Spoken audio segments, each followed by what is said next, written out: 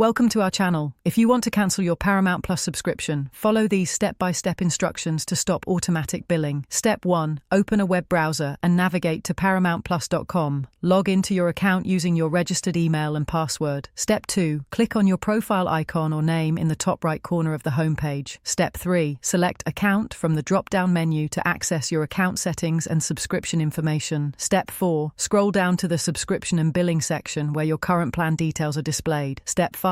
Click on Cancel Subscription or Manage Subscription to begin the cancellation process. Step 6. Paramount Plus may ask you to provide feedback about why you're cancelling. Select a reason or skip if optional. Step 7. Review the cancellation terms, noting that you'll have access until the end of your current billing period.